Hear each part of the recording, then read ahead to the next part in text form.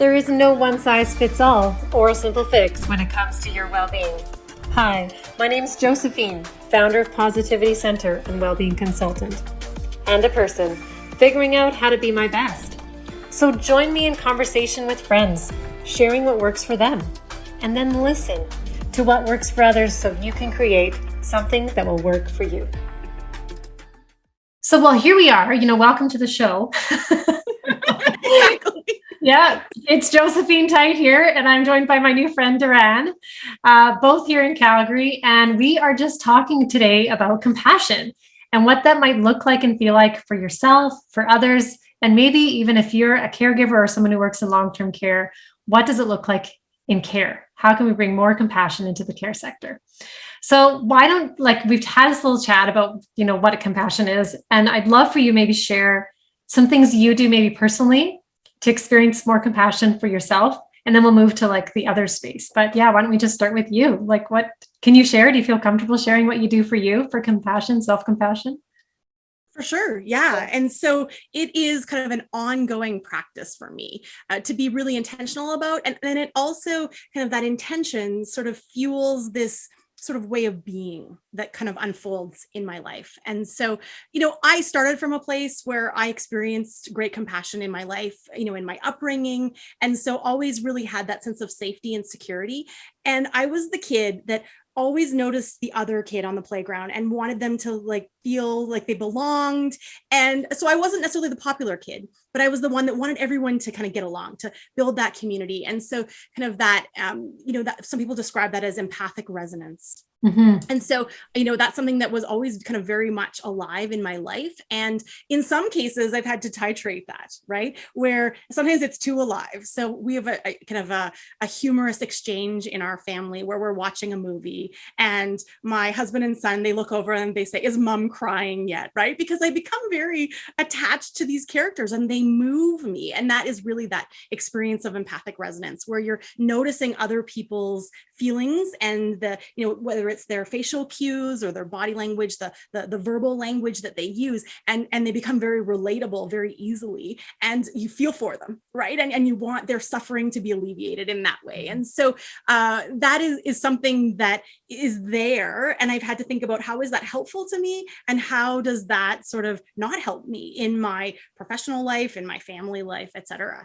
And so awareness is really a key piece of that. And so for me, my vehicle of awareness is really mindfulness. So I think about various practices of mindfulness that I incorporate into my life, whether it might be focused on my breath, whether it might be focused on, a mantra where, there is kind of an intention that I'm cultivating through that.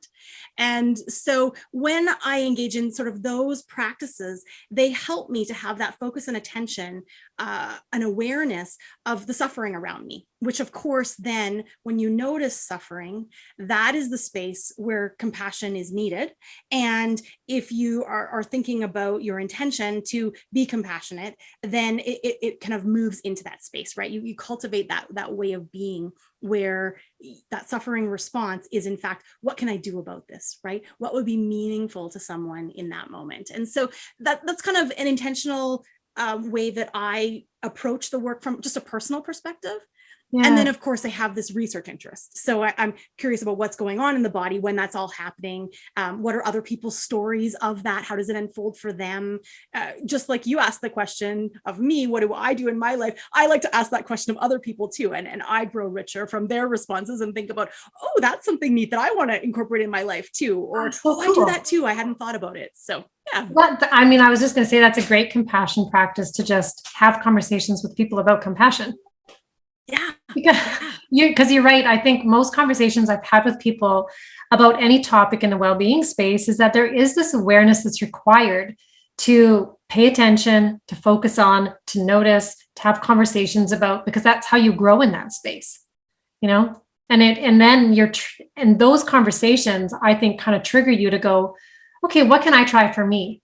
And that's what I hope all of these conversations that I have with people do, is that triggers you to go, okay, Daranne told me that mindfulness really works for her. There was this mantra that she used. Maybe I could try that mantra. Do you know what I mean? And then it's a ripple effect from there. Yeah. It really is. And you I'm sure you're familiar with Dr. Shawn Shapiro, and her TED Talk has like 1 million+ views. And her phrase is, what you focus on grows stronger, right?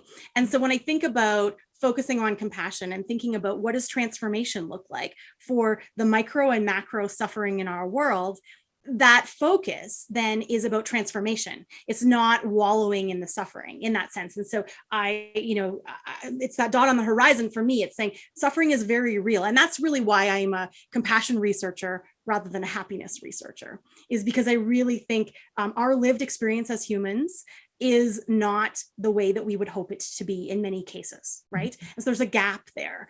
And what do we do with that gap? Well, compassion actually builds a bridge across that gap so that people are liberated. They're free from what's holding them back, what's not life-giving for them. And there is a way as a community of individuals that we can move from that place of suffering. That is not our end point in our story. And so compassion, helps to build that bridge to that. Yeah. That's how the metaphor I use in my mind. Yeah, no, I love it. Okay, before we move forward, I wanted to ask you, are you willing to share your mantra with the viewers, like, and the listeners? Yeah. So Or one of? oftentimes, yeah. So, oftentimes I think about compassion, right? And so that gives me 3 breaths. And so I will use that.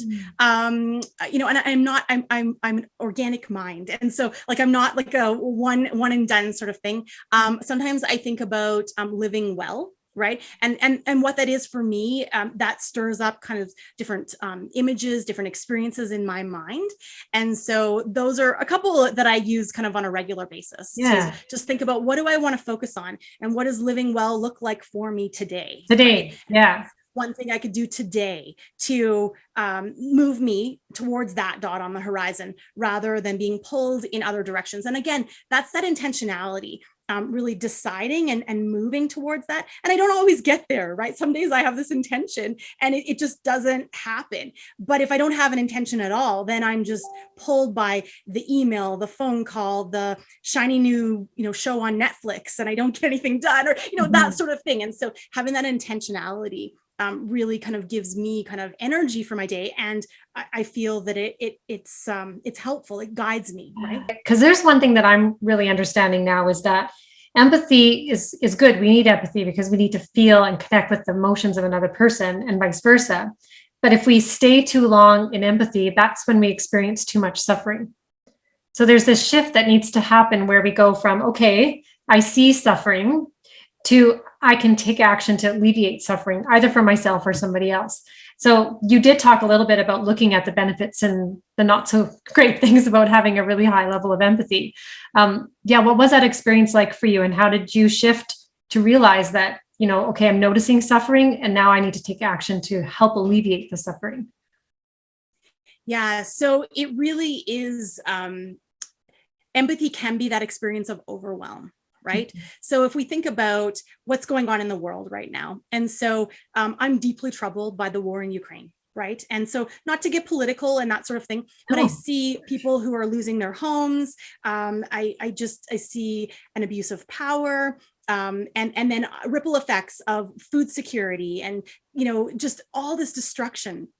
And yet what can I do about that, really? And so my challenge has been, okay, I can continue to read the newspaper, look at Twitter, and just feel overwhelmed by all this suffering that is described in pictures and words.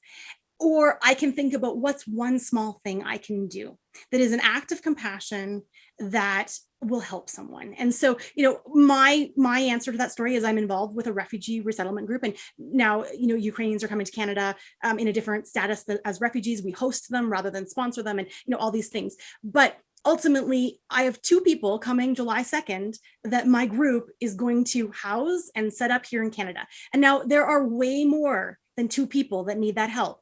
But the good news is that we're helping one, and there are multiple other people in our city and around the world who are helping others, right? And so we don't necessarily solve the problem, but we can alleviate suffering in creative and unique ways. And so that helps me to continue to be able to feel the sadness, the distress I experience when I witness that suffering. And then I know that I'm doing what I can in this space here and now. And I think that's a huge thing, is to remember that we all have some agency, and to just be aware of what that is, and that the agency that we have as individuals is enough, right? I don't have to solve all the problems of the world to make a small difference in this place, to show compassion for this particular couple that are going to come. Well, and it brings in, I'm just thinking about your bridge analogy again, because when I hear you speak about one small thing, in my head, I'm visualizing this mini bridge that's built over a little creek, right? Or a small river, and not necessarily the Golden Gate Bridge. Like, we don't always have to have this really big bridge action in mind that's going to solve the whole entire problem for everyone, but it does solve the problem for someone. And I think that's where compassion lies, is it's in those small actions, even between two individuals, where it's not necessarily something that the world would see as a ripple, but there is a ripple. It's just sometimes the ripples are kind of hidden, they're woven into the fabric of our lives and who we meet and who becomes an angel in our life because somebody showed them compassion. And we just never know those, we just don't know. So you have to kind of believe, you have to have faith. I think compassion requires faith, because there is this element of believing in something you can't necessarily see the benefits of right away. But what are the benefits? Yeah. What are the benefits of compassion? Yeah. Wow. Well, I think it really is this experience of so I know that you're into the science. So if you think about self-determination theory, this is about having competence, mastery. And so when you take this action in this way, express compassion, which is this behavior, it's this thing that you're doing. It feeds into that self-determination theory where you feel good, right? It rewards, it activates those reward centers. And so, that has physiological effects. It lowers your blood pressure, these kinds of things that they've measured through sort of the biometrics. And I'm not an expert in that field, but of course, as you immerse yourself in the literature, you kind of get tastes of that around. It would be great to have a guest that could speak about the biometrics of that in a really intelligent way. I would want to listen to that podcast, watch that podcast. Okay, there we go. Exactly. And okay, duly noted. I think for individuals, there are those physiological, psychological benefits of, motivation, generosity, feeling good about yourself, which again, that upward spiral where we're motivated to do more, and it feeds back to us in this way. And so, I think we want to be on an upward spiral as humans rather than a downward spiral, right? And so maybe if nothing else, it keeps that spiral from moving in that downward direction, right? And maybe eventually it might kind of move in that upward direction, but it can hedge against, the stresses that we have in our life, that we experience in our lives. I think that's so great that you point that out, because I know in the caregiver space and in healthcare, we can't look to compassion. And in my opinion, we can't look to compassion as it's going to alleviate all suffering. It's going to take away people's ailments, and we're going to leave this peachy keen life. It's not really about that. It doesn't change necessarily the circumstances around the events or the situations that people are going through, but it helps us frame them differently. Yeah. And there's an inherent hopefulness to compassion. Right. That there is something we could do that would make things even a little bit better in this moment. And so I've looked at this in, a spiritual lens, the difference between healing and curing. Right. And so oftentimes in healthcare, we're looking at the act of curing, right? Of making someone, their disease go away. Right. And we know in spaces like long-term care, in palliative care, right, that is no longer the goal. Right. And so if we think about the act of healing, right, it's really what does, whatever healing is for this person, I like the word wholeness, right? The idea of restoration, it can be an act of meaning and purpose in those moments. And so what does that look like for people? And we can engage in those kinds of behaviors that accompany that, disease progression in many cases. Yeah. And yet it's hopeful, and it does make a difference in those moments, right? People talk about these positive experiences in palliative care. They know that they are still dying, right? But that journey is different through this hopeful, compassionate lens, these actions that alleviate their suffering in those moments, the types of suffering, because again, their suffering is not monolithic either, right? There might be the suffering of disease progression, and that might be physical, but there could be emotional suffering, spiritual suffering,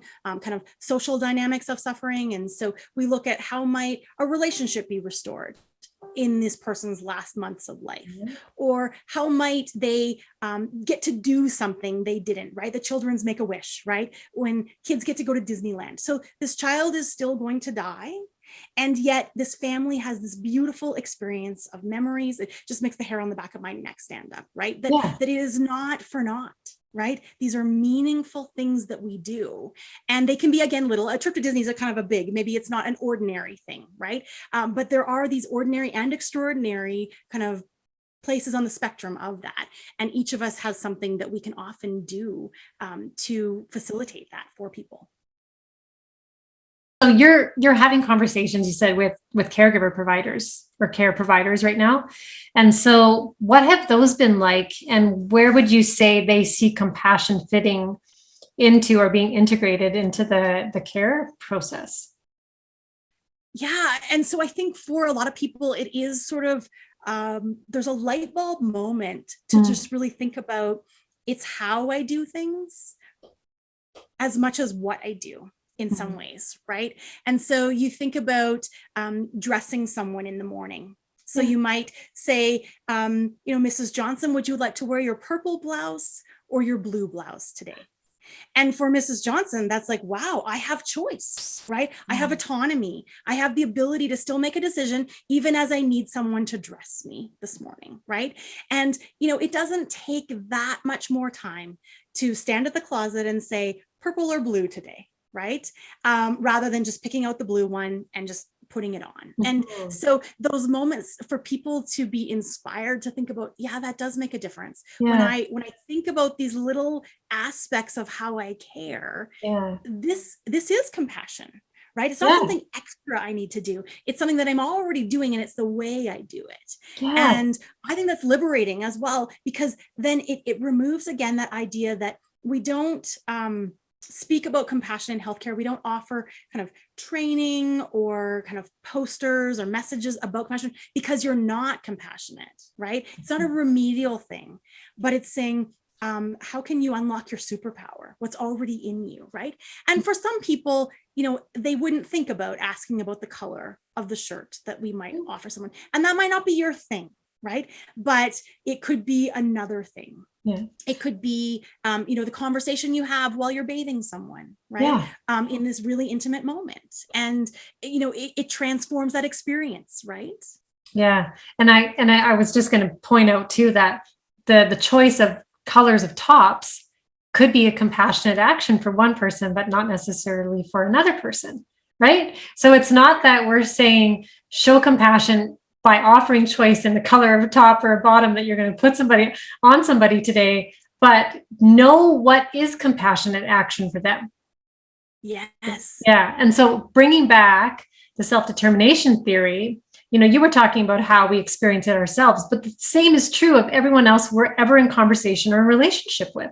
So if you just think for a moment, what would bring them autonomy? How would they feel like they had a choice? What would bring them in connection with somebody else, right? And what would give them the confidence, like that they still have independence or dignity or respect or whatever it is, if you're talking about someone at the later stages of life? Ask yourself those 3 questions when you're entering into a conversation or into a task-based situation with somebody, because every task we do in healthcare can be shifted, how it's delivered, how it's experienced while we're doing it. And then it changes the overall outcome, it changes the relationship, it changes the quality of life. I mean, this whole thought of like just shifting how we do tasks by our approach to the tasks has been like a part of my heart for like 6 years. Because I'm like, why do we keep doing it this way? We just need to interject a thought, like a proactive response to how is that person going to feel after this task is done? Because it doesn't. And that might be the question that we get people to ask, right? Because sometimes people, they want the compassion checklist. And in healthcare, Okay, checklists well, have this could be gotten a your good thing. checklist. There you Checklists can go. be really helpful. But there is no compassion checklist, because there's not even a compassion checklist for one single person, because I changed my mind, right? Today, compassion looks like this, and tomorrow it might look like that. And I'm not being fickle, but I'm human and I'm complex, right? Yeah. And so it's really about equipping and inspiring people to ask the question, to be curious. Yeah. And then you start to get to know people, and you know what would be compassionate for Well, them in that. okay, here's the thing I come across often in my work, because I've put out over the COVID years, I really put out some supportive resources for caregivers. And one of them was called Tools for Caring. And there's this, companion workbook, if you will, that goes along with each video. And there's questions in there, like intimate, let's call them deep questions, like, what is something you value in your life, or how could we find something in common, or there were some deeper questions, and some of the challenging responses that I got, not from people themselves, but from executive members of organizations, like leaders, managers. They're like, I can't ask my people to ask these questions of the people that they're caring for. And my first gut reaction is, well, why not? I mean, like, if they don't want to, like, I always approach it as I give them a choice not to offer an answer. Like, if I'm going to have a conversation that's deep with you, by all means, you're an adult, free choice here. You can choose to answer my question or not.